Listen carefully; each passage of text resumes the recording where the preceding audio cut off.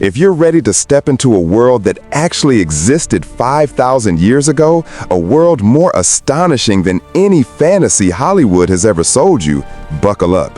What follows is not mythology. It is the true, breathless, stranger-than-fiction story of one man, one city, and one secret that changed the fate of civilization. And it all happened before Egypt built its first pyramid. The year was 3221 BCE. The place, a sprawling, glittering metropolis of baked red brick rising from the marshes of southern Mesopotamia. The city the people called Unuk, the place we now know as Uruk. 50,000 souls lived inside its towering walls, more than lived in all of London or New York at certain points in later history. Canals flashed like silver veins under the rising sun. Date palms rustled above rooftops. From the white terraces of the Iana temple complex, the scent of cedar incense drifted across the entire city every dawn and dusk. In the shadow of that temple lived a boy named Enki-dur. He was 17, thin as a reed, with sun-blackened skin and eyes too old for his face. His mother had died birthing him. His father, a potter, had vanished on a trading boat to Dilmun when Enki-dur was 6. The priests of Inanna took the orphan in as a temple servant, one of the hundreds of children who swept floors, carried water, and learned to scratch cuneiform signs into wet clay. But Enki-dur was different. He could read the stars the way other boys read faces. At night, when the other servants slept on the roof to escape the heat, he lay staring upward, tracing the path of the planet they called the Star of Inanna, the one we know as Venus. He noticed something no priest had ever written down.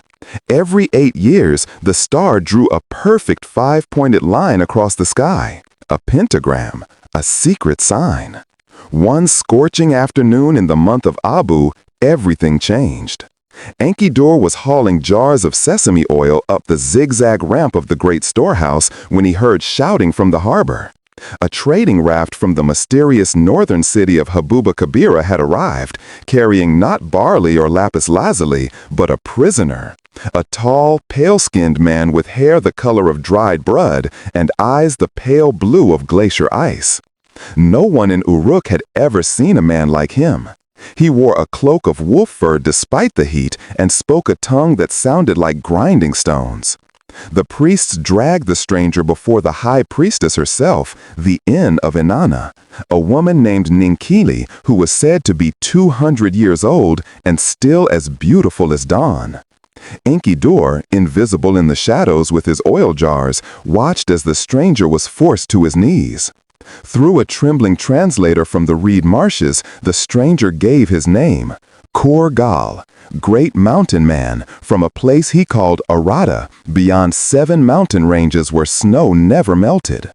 He claimed he had been sent by his king with a gift no one in the south could refuse, a gift that would make Uruk richer than the gods themselves. Ninkili laughed, a sound like silver bells breaking. We have gold from Dilmun, copper from Magan, carnelian from Maluha. What could snow eaters possibly offer?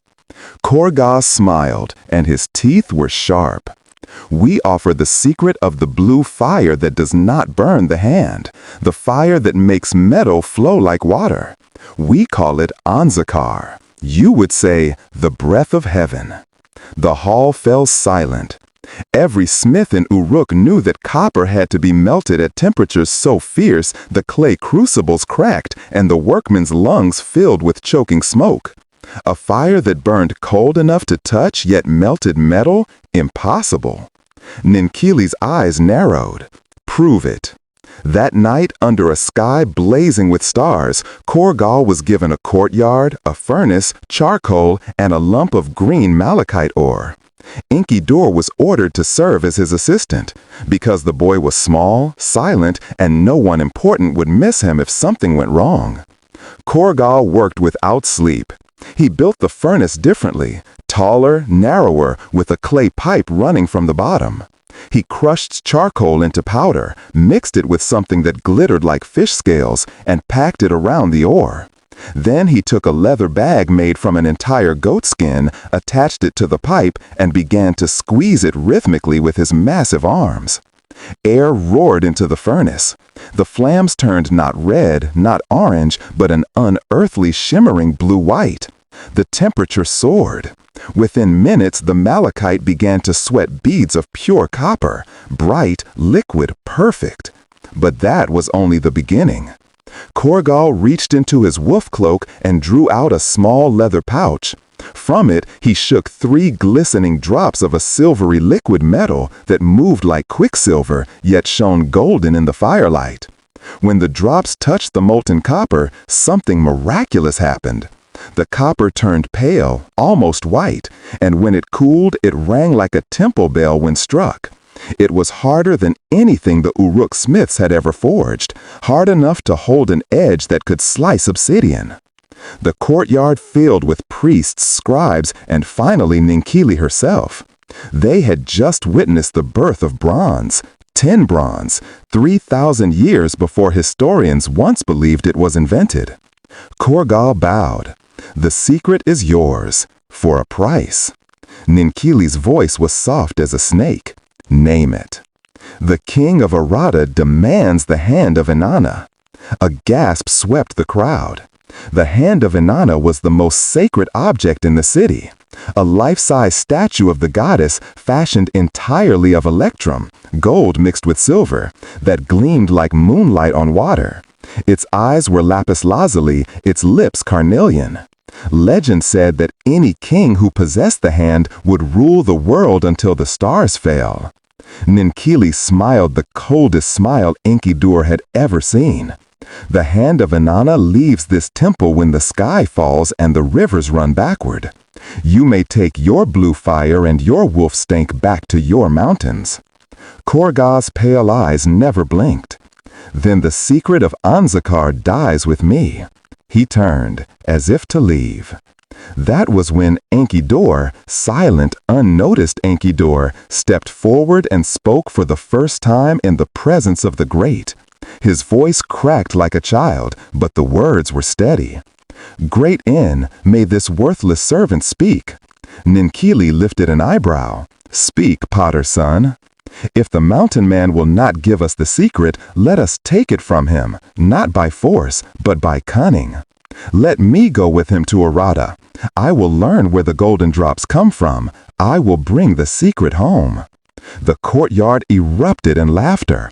A half-starved temple sweeper volunteering to cross deserts and 7 mountain ranges? Madness. But Ninkili studied the boy, really studied him for the first time. She saw the star fire in his eyes, the same fire she had once carried herself centuries ago. Slowly, she nodded. "Very well. You will accompany the barbarian. If you return with the secret, you will sit at my right hand. If you fail," she shrugged, "the jackals will grow fat." Korgal stared at Enki-dur as though seeing him for the first time. Then, to everyone's shock, he laughed, a sound like boulders rolling downhill. The gods have a sense of humor.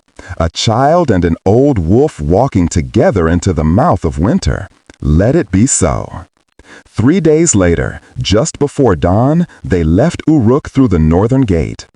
Enki-dur wore a new wool cloak dyed indigo, the first new garment of his life, and carried only a sling, a copper knife, and a clay tablet with a single cuneiform sign scratched on it, En, Lord. Korgal carried his wolf cloak, a bronze-headed axe, and the small leather pouch now empty of its precious drops. They traveled up the Euphrates on a reed boat poled by marsh Arabs, then on foot across the baking plains where wild asses watched them with liquid eyes. They crossed the Tigris at a ford guarded by bandits who took one look at Korgal's axe and stepped aside. They climbed into the Zagros Mountains, where snow already dusted the peaks, though it was only autumn.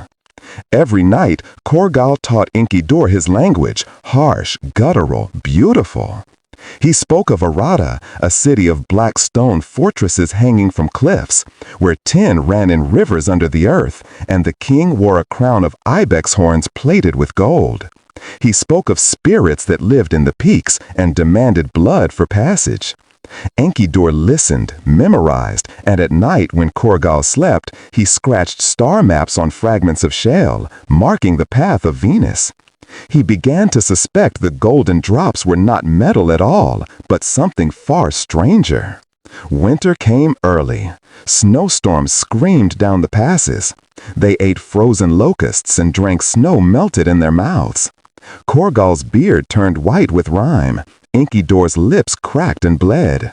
Once they fought off a cave bear with fire and the bronze axe. Another time they were captured by mountain raiders who planned to sacrifice them to a moon god, only escaping when Enki-dur noticed the raiders' priest was secretly a woman in disguise and blackmailed her with that knowledge. Finally, on a morning when the sun rose red as blood, they crested a ridge and saw Aratta. It was not a city, it was a miracle. Black basalt walls rose straight from a cliff face of ice. Waterfalls froze mid-cascade, glittering like chandeliers. Terraced gardens grew under glass domes heated by underground fires. In the center, on a pillar of rock connected to the city by a single rope bridge, stood a palace of lapis lazuli and gold. And beneath the palace, inside the mountain itself, glowed veins of white metal that shimmered like moonlight, casterite, the source of tin. Kurgal led Enki-dur across the swaying bridge. Guards with bronze spears knelt as he passed. Inside the palace, on a throne of ibex horns, sat the king of Aratta, a giant even taller than Kurgal, with hair braided with gold rings and eyes the color of storm clouds.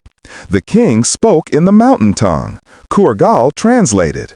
He says I have brought him a gift, a southern slave boy with clever eyes. He is pleased. Enki-dur's heart hammered, but he bowed low. That night there was a feast. Roasted ibex, fermented mare's milk, honey mead strong enough to fell an ox. Musicians played drums made of human skin. Captives, Kurgal whispered, from the south. Enki-dur drank sparingly and watched. He saw the king's pouch, the same leather pouch, passed to a shaman who poured the last drops of the golden liquid into a bowl of blood. The shaman drank, fell into a trance, and began to speak in voices not his own. Prophecy. The king listened with hunger in his eyes. Enki-dur understood at last. The golden drops were not tin. Tin was common here. They mined mountains of it. The true secret was something else, a liquid extracted from a rare mountain flower that grew only above the eternal snow line. When distilled with certain resins, it became a drug that opened the mind to the gods, or to madness. The shamans used it to speak with the dead, to see the future, to control kings. With that drug, Aratta planned to conquer the world, starting with Uruk. They needed bronze only to arm the hordes they would summon with prophecy. Enki-dur's blood ran cold. He had to get that flower and destroy the rest. For weeks he worked as a slave in the tin mines, carrying ore, watching, waiting. He learned the paths of the guards, the habits of the shamans. He befriended a kitchen girl named Lama, who had eyes like obsidian and a laugh that warmed him more than any fire. She showed him the hidden garden on the highest peak, where the golden flowers bloomed even in winter, guarded by spirits, or so the shamans claimed. One moonless night, when the king and Kurgal were deep in drugged sleep after another prophecy feast, Enki-dur and Lama climbed the peak. Snow whipped their faces. Ice cracked beneath their feet. At the summit, under a sky so clear the Milky Way looked close enough to touch, they found the garden, a circle of golden flowers glowing faintly, as though lit from within. Enki-dur harvested every blossom, careful not to bruise the delicate petals. Then, following Lama's whispered instructions, he poured oil on the roots and set them alight. The flowers burned with blue fire, the same fire Kurgal had shown in Uruk. In minutes, the entire garden was ash. They fled down the mountain as alarms rang. Kurgal, face twisted with rage and betrayal, led the pursuit. Across ice bridges, through avalanches triggered by Lama's knowledge of the peaks, into a cave where they hid while wolves howled outside. Kurgal found them at dawn. The fight was short and terrible. Bronze axe against copper knife. Kurgal was stronger, but Enki-dur was faster, and he had learned something in the mines. He had coated his blade with the last drops of the golden liquid he had saved. When the blade cut Kurgal's arm, the big man staggered, eyes rolling white. Visions took him. He saw Uruk burning, saw Inanna herself weeping silver tears. He fell to his knees. In the mountain tongue, voice breaking, he whispered, "You are the star child, the one the shamans feared. Forgive." Enki-dur caught him as he fell. The wolf cloak was soaked with blood and melting snow. "Tell me why you really came south," Enki-dur said. Kurgal's laugh was a death rattle. "To save you from yourselves. The drug, it opens doors. Some doors should stay closed. I wanted to trade bronze for the hand, destroy both secrets, keep the world young." His eyes fixed on the sky, where Venus burned bright in the dawn. "The pentagram is closing," he whispered. 5 points, 5,000 years. Then the doors open anyway. He died with Enki-dur's name on his lips. Lama and Enki-dur buried him under a cairn of stones, facing south toward the warm lands he had both loved and feared. They descended the mountains alone. Lama carried the last 3 golden flowers wrapped in wool. Enki-dur carried Kurgal's bronze axe and a heart heavier than the mountains. The journey home took a full year. They crossed deserts where mirages showed them cities of glass, rivers where crocodiles spoke with human voices, forests where trees bled when cut. They learned each other's tongues, each other's bodies, each other's silences. When at last they limped through the gates of Uruk, the city had changed. Ninkili was dead, poisoned, some said, by her own ambition. A new En ruled, young and ruthless. But the people remembered Enki-dur. They called him Enki-dur the Star Child, and they carried him on their shoulders to the Ayana temple. There, before the gleaming statue of Inanna, he did something no one expected. He laid Kurgal's bronze axe at the goddess's feet. Then he took the 3 golden flowers, crushed them in his hands, and let the petals fall like snow onto the altar flames. Blue fire roared up, higher than the temple roof, turning night into noon for one blazing moment. When it died, nothing remained but ash and a single bead of molten gold that cooled into the shape of a perfect 5-pointed star. Enki-dur turned to the crowd. "This is the only secret worth keeping," he said. "That some fires must never be kindled. Some doors must stay closed. We have copper, we have grain, we have each other. It is enough." And the people, 50,000 voices, cheered until the walls shook. Years passed. Enki-dur and Lama built a small house by the canal. They taught children to read the stars, not to fear them. Bronze appeared slowly in Uruk, not from conquest, but because 10 traders from the north came willingly, seeking the wisdom of the Star Child. The great empires that could have devoured the world with drug-fueled prophecy and bronze armies never rose. 5,000 years later, on a December night in 2025, a young archaeologist in the ruins of Uruk uncovers a small clay tablet buried beneath the Ayana temple. On it, a single cuneiform sign, Own, Lord, and beneath it, in a different, sharper script no one has ever seen before, 5 words in an ancient mountain tongue. The pentagram has closed again. She looks up. High above the desert, Venus blazes bright in the winter sky, completing another perfect 8-year loop. And somewhere, in the wind across the dunes, there is the faintest scent of burning cedar and wolf fur and golden flowers that should never have survived 5,000 years.